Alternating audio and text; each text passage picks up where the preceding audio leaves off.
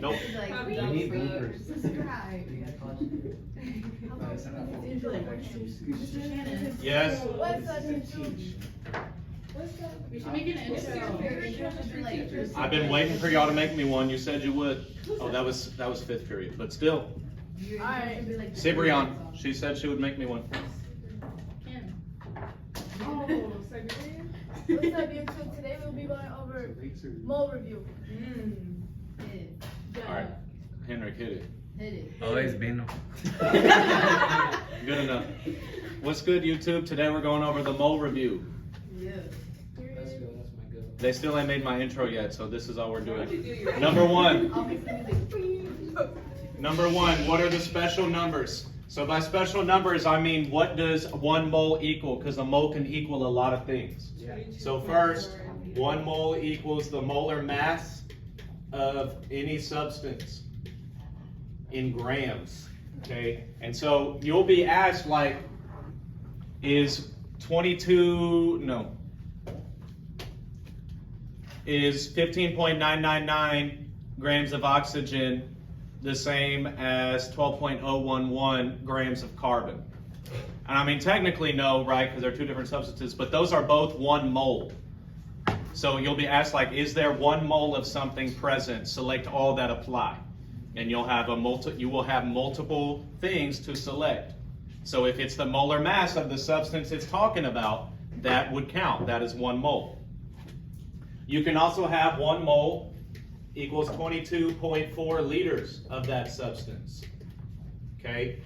So if I have 22.4 liters of oxygen gas and I have 22.4 liters of hydrogen gas, I got 1 mole of each. So to answer the question, is there 1 mole present? Yes. And then, last thing, 1 mole also equals Avogadro's number, 6.02 times 10 to the 23rd. Particles, atoms, molecules, anything like that. So if I have 6.02 times 10 to the 23rd oxygen atoms, and I have 6.02 times 10 to the 23rd molecules of water, I still have a mole of both. It's just different wording and language use. Make sense? Yes. You can respond. Thank you. So the second half of this question, yes. 1 special number amount of any substance equals the same special number amount of a different substance. The molar mass of one is the same as the molar mass of another, even if they have 2 different numbers. They all count as 1 mole. Number 2, how many moles are in 100 grams of calcium nitrate, CaNO3 How many particles? So this is a 2-part question. You're being asked 2 things in 1 question. But in order to answer how many particles, we will be calculating how many moles, because in order to go from grams to particles, we have to go from grams to moles to particles. Okay? So when we do this calculation, one of those numbers will be an answer, and then we'll get to our final answer as well. Here's how we set it up. 100 grams of calcium nitrate is what we were given, so we start with that in the top left. 100 grams, CaNO3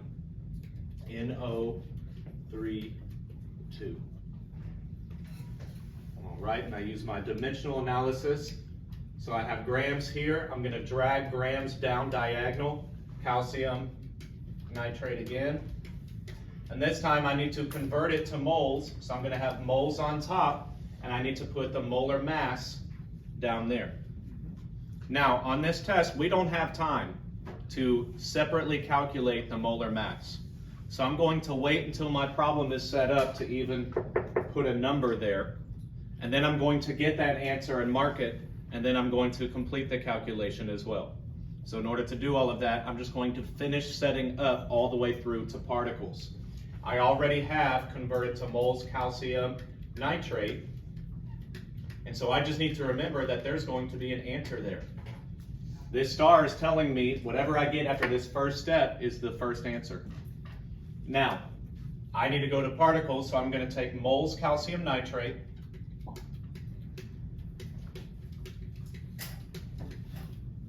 and I'm going to drag down 1 mole calcium nitrate so that that unit will cancel. And my destination here is particles, so the special number for particles is Avogadro's number, 6.02 times 10 to the 23rd particles. And this will give me my second answer that the question is looking for there. So now I'm ready to do my calculations. Everything has been set up. I need to get this molar mass along the way. And so I'm going to do that in line in Desmos. Scroll this down so you can see.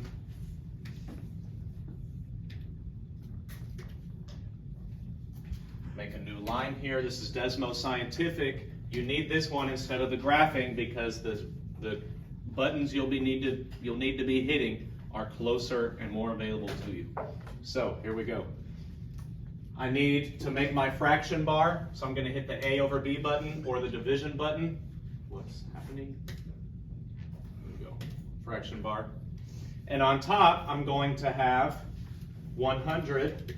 And I'm not going to fill in this number yet, even though normally I would, because I need that first answer. And on the bottom, I'm just going to calculate the molar mass as I go.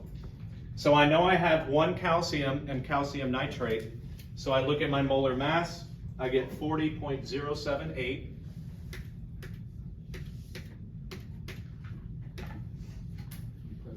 Then I add that up, plus there are 2 nitrogens in this because of the distributive way that that hits the nitrogen. So 2 times 14.007 is nitrogen's mass, plus 2 times 3 is 6. I have 6 oxygens in calcium nitrate, so I'm going to do plus 6 times 15.999.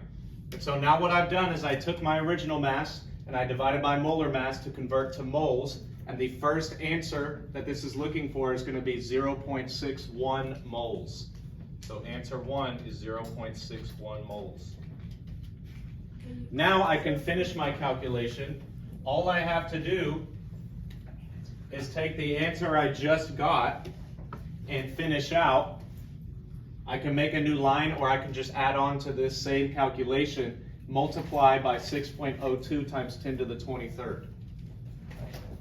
So I'm going to move my cursor up here and just add it on like this, 6.02 times 10 to the 23rd. And I get 3.67 times 10 to the 23rd particles.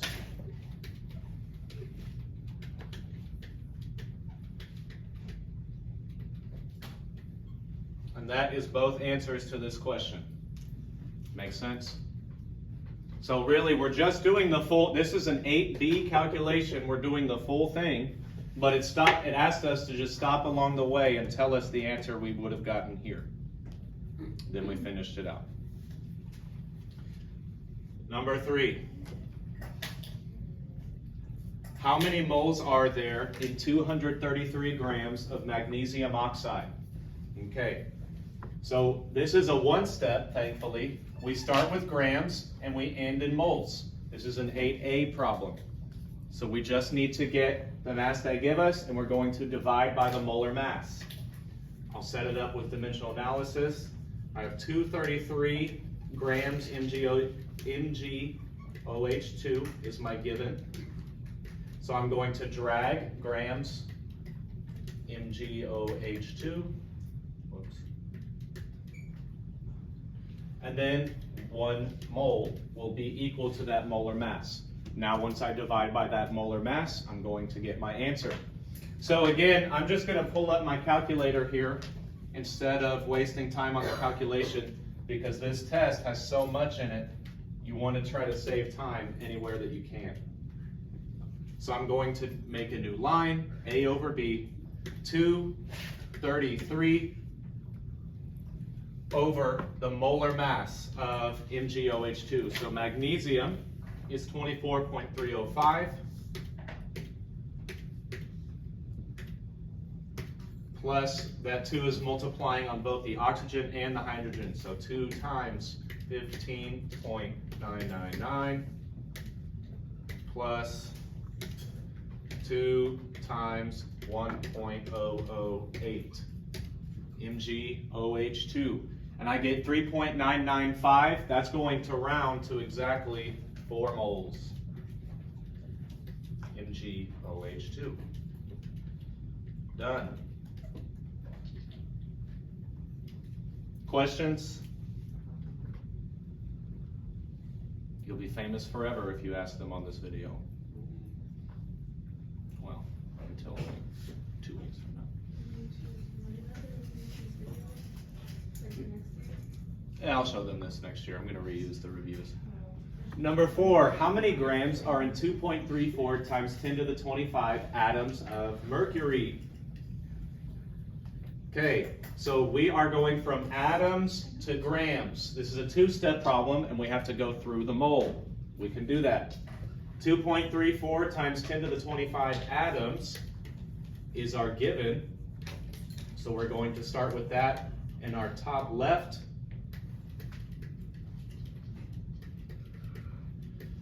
Then we will drag that unit down. Atoms, mercury is going to be over here. And again, we need to convert to moles. So 1 mole of mercury equals 6.02 times 10 to the 23rd. That's our special number for atoms. Times 10 to the 23rd atoms of mercury. So once I run this calculation, atoms and atoms will cancel out. I'm now in moles. Well, I need moles to be converted to grams. So I'm going to drag moles mercury down here and fill in my conversion. 1 mole of mercury, I'm going to grams, so I have to use the molar mass. The molar mass of mercury is 200.59 grams. Nice. This is nice because I had an element here, mercury, so I just had to plug in the molar mass. Very good. The rest, it will cancel and will take care of itself. So I'm going to pull up Desmos here.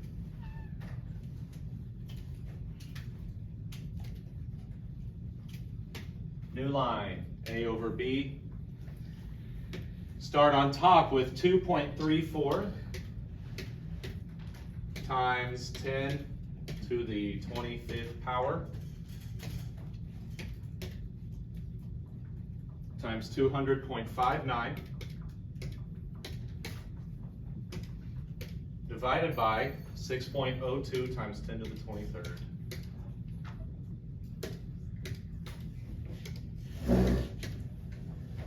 And I get a large number, 7,797 grams of mercury.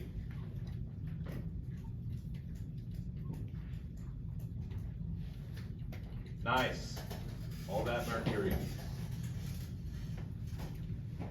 Don't drink it.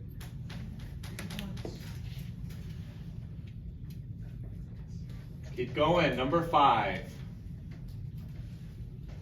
A sample of fluorine gas at STP. So STP means standard temperature and pressure. And if you see that, it's a reminder that you are in a chemistry class doing a math problem.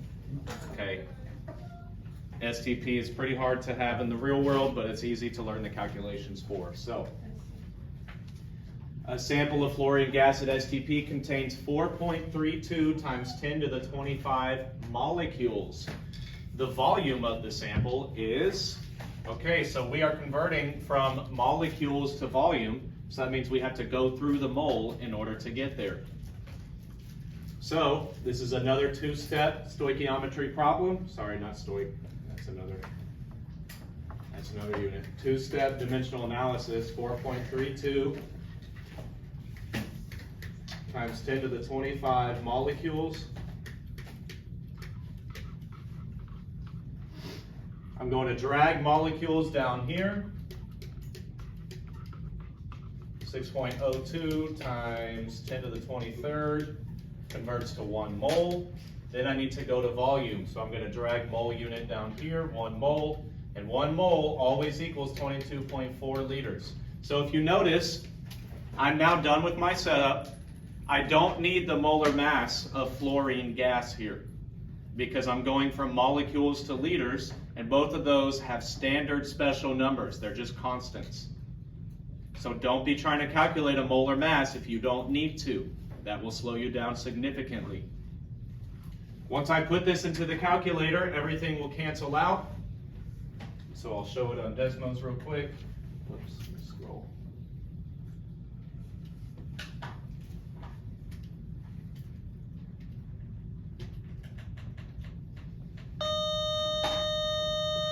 Halfway, but we're only on number 5.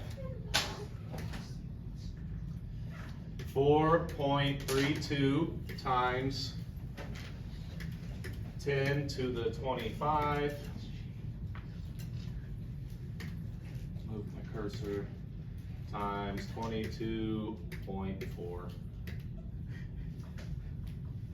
All over 6.02 times 10 to the 23rd. I get 1607.4 grams, 0.4 liters of fluorine gas. I'm just gonna have it at 1607 liters F2. Perfect. That is standard conversions. Now, number 6, I really want you to pay attention because this one is different. I didn't teach this concept outright, so I put a star by it on the review so that you can pay attention and learn. Now, it's very similar, and it's easy, but you have to realize what's going on. So number 6 says how many chlorine atoms are present in 3 moles of MgCl2. Interesting. So we're given moles and we need to go to atoms. So that's a one-step problem, but we're asked about a single element that appears within a molecule or a compound, okay? We have MgCl2, which is 1 magnesium bonded to 2 chlorines. And so we need to account for 2 of those chlorine atoms in order to do this correctly. So I'll show you what that looks like. But we start the same way. 3 moles MgCl2.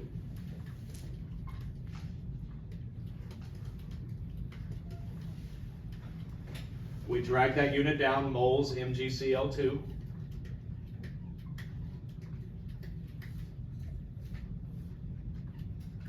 And 1 mole in terms of atoms and particles is going to have 6.02 times 10 to the 23rd. But it's going to be, we'll call it particles or molecules of MgCl2. That's not yet chlorine. So we have another step. If I just did this calculation, it would give me molecules of MgCl2. But I need that to cancel because I just need atoms of Cl. Well, here's what you can realize. If we have MgCl2 here, and these are the chlorines, we can say that 1 particle of MgCl2 is equal to 2 chlorine atoms, because there are 2 chlorine atoms in that particle. So we can actually use that as a conversion factor to make particles MgCl2 cancel out. Here's what it looks like. We drag the unit particles MgCl2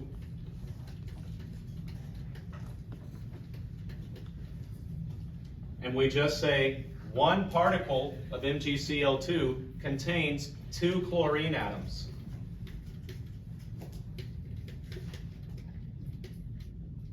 And that's going to make particles MgCl2 cancel out. So essentially what I'm saying is I've got all these molecules at this step, but for every 1 molecule there's 2 chlorines. So we can just multiply by 2, and that's going to tell us how many chlorines we'll have in total. And that's how you get all the way to atoms from within molecules like this. Does that make sense? Solid.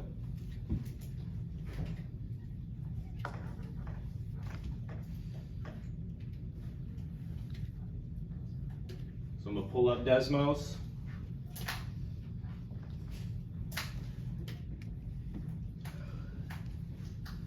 I'm going to do 3 times 6.02 times 10 to the 23rd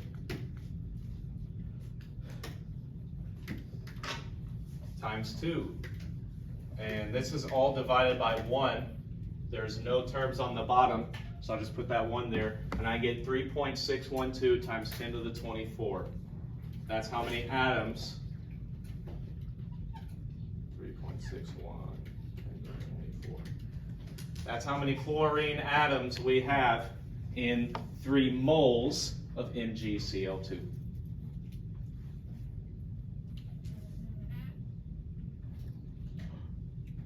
Make sense? Okay, halfway now. It's a lot.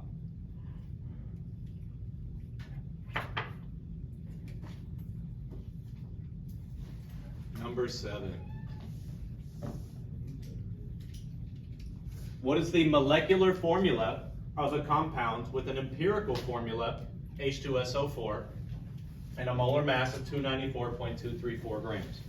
Okay, so this is a different concept now. We're on molecular versus empirical. And an empirical formula is going to be fully reduced. Okay, that means we found a greatest common factor and we factored it out and got the empirical formula H2SO4. The molecular formula is what we factored from, what we started with originally. So we can actually undo that step by figuring out what factor we pulled out of there, and we can find that factor, calculate it, and multiply our empirical by that factor in order to get back to our original molecular formula. The way that you do that is you take the mass that they give you, because this mass is actually going to be the mass of the molecular formula, the mass of the original. So we take the mass of the original, and if we divide it by the mass of this empirical formula, meaning we actually calculate the molar mass of H2SO4, it's going to give us the factor that they pulled out. And once we have that, we'll just multiply our empirical by our molecular, and we can see what the molecular formula was. So I've already done 294.234 on top. My denominator is just going to be this molar mass. And again, I'm going to make the calculator do the hard work for me. I'm just going to do 2 times 1.008, which is mass of hydrogen, plus the mass of S is 32.066, plus the mass of oxygen is 4 times 15.999. When I put this into Desmos, this is going to give me the factor that we need to multiply our empirical formula by.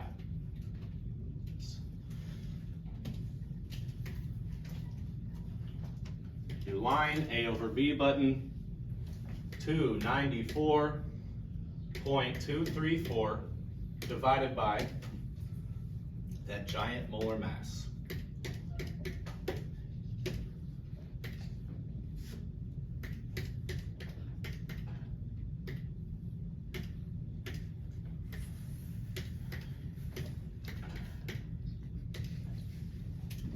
All right, I do all of that, and my answer comes out as a clean and even 3. So this means we factored out 3, so I need to multiply each subscript in H2SO4 by 3. Here we go. 2 times 3 is 6. S was on a 1, so it's just 1 times 3 equals 3. And O, 4 times 3 equals 12. And so my original molecular formula was H6S3O12. Very nice.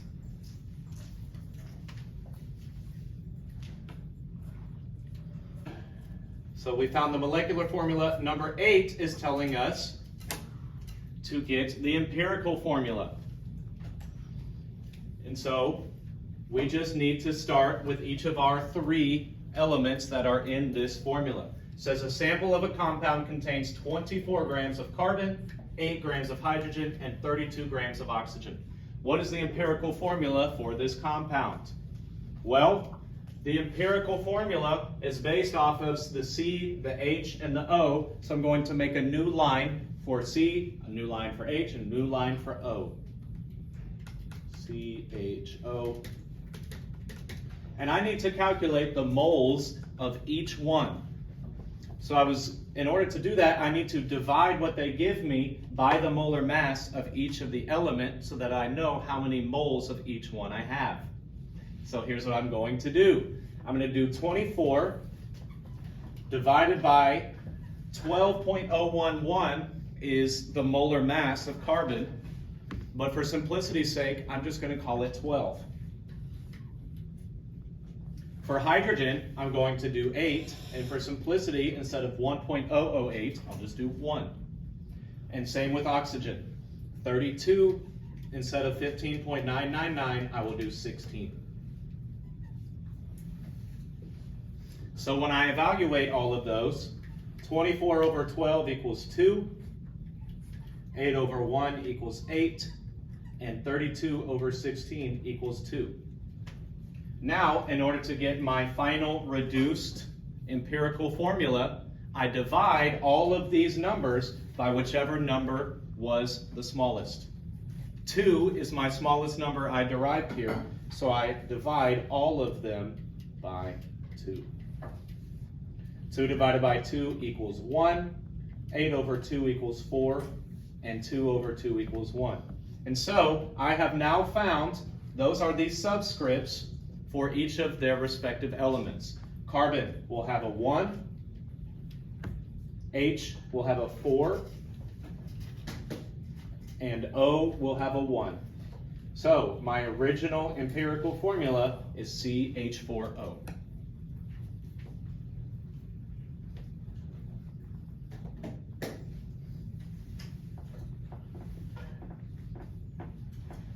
Perfect. Number 9 with the percentages. I didn't give myself enough room to write this, so I'm going to scroll down. 48, 8, and 43.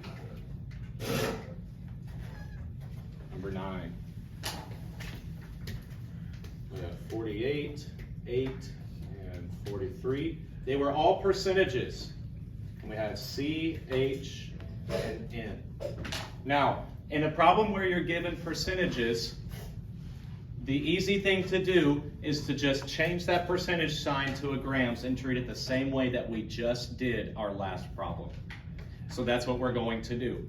I'm just going to pretend that now we have 48 grams, and so on for all the others. And I'm going to again divide by my nice, pretty, and clean molar masses. So 48 over 12.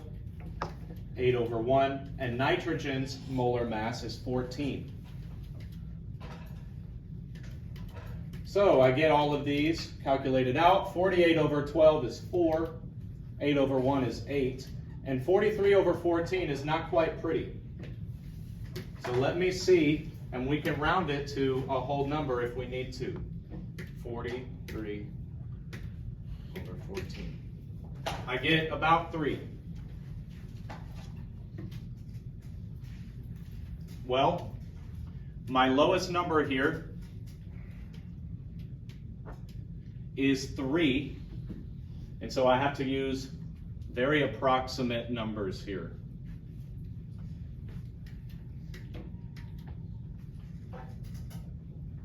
Since it's 3, I'm going to kind of treat it like a 2. And this is strange, but 4 over 3 will be approximately 2. 8 over 3 will be approximately 4, and 3 over 3-ish will be approximately 1.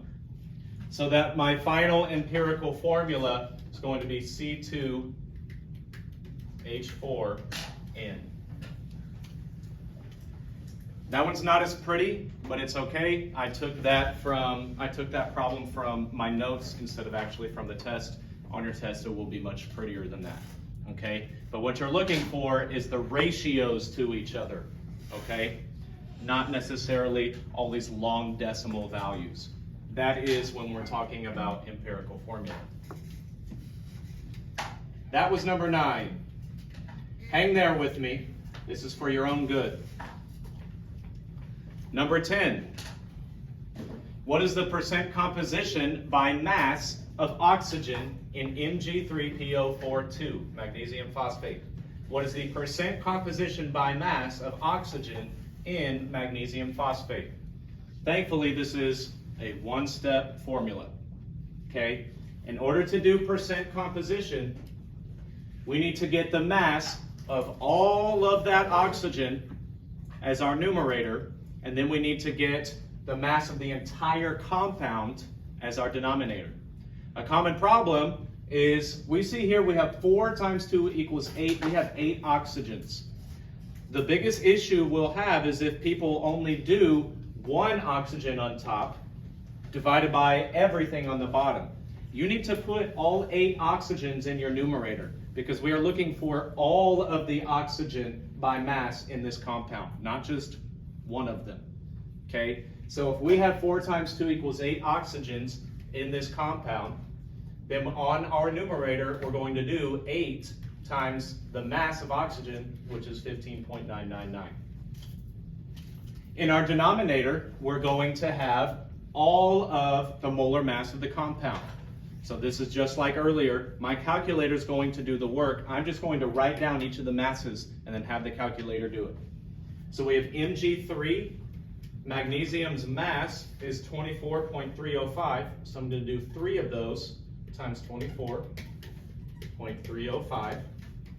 Plus, I have phosphorus. There are 2 phosphoruses here, so I'm going to do 2 times phosphorus's mass, which is 30.974, plus 8 times oxygen's mass. 8 times 15.999. So you can see in a percent composition problem, we're just calculating a part divided by the whole. This is the oxygen part of this compound. So when I calculate that, I will also multiply it by 100 at the end to turn it into a percent. Now I'm ready to put all of that into the calculator.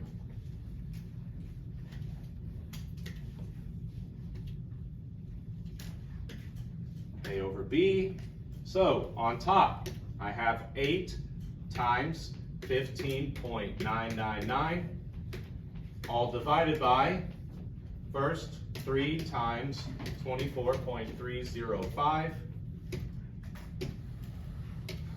plus 2 times 30.974,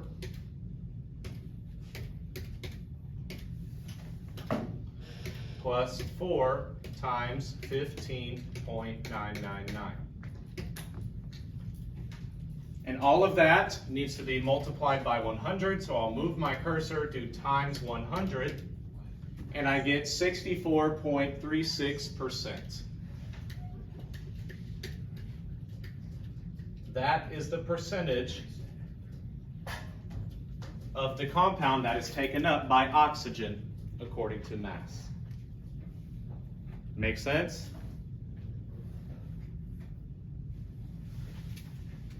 Not the fastest process, but we've definitely done worse in this very video, so we're grateful for a problem like that. Number 11. This is scientifically incorrect and kind of annoying, and they're going to have something like this on your test. But it's really just asking, do you know how to do percent composition?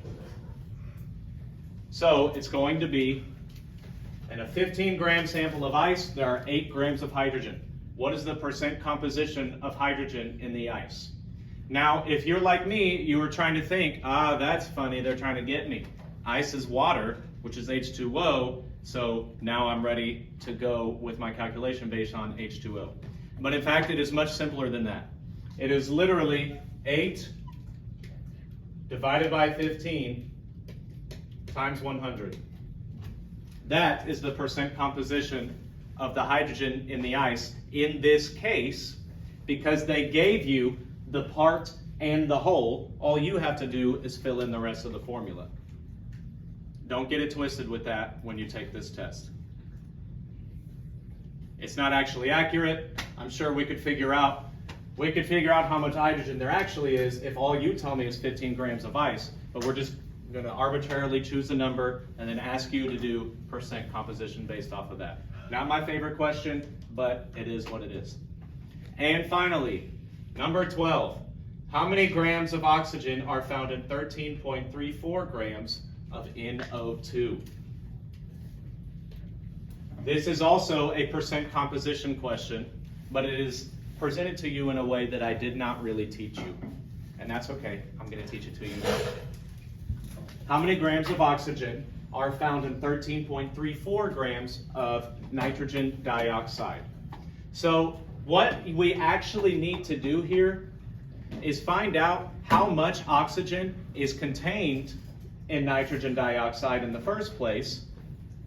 And we're going to do a percent composition of that. And then we can multiply the percent composition of oxygen that we get in this formula. We're going to multiply that by the actual mass that they're giving us here. And this is really the correct way to do something like the last problem too. Okay, so if we are given NO2, we first can figure out the percent composition of oxygen in just NO2, and then we're going to use that percent and multiply it by the mass they give us here. So it's two steps. First, we do the oxygen in NO2. So on top, I'm going to do 2 times 15.999, and on the bottom, I'm going to do the mass of nitrogen, 14.007, plus 2 times 15.999. So again, we have the part divided by the whole. Now, last time we multiplied by 100 in order to convert this into a percent. In this problem, we don't want it in a percent necessarily because we're going to do the math on this number for 13.34. So I'm going to leave it as a decimal. So I get my calculator, I'm ready to go.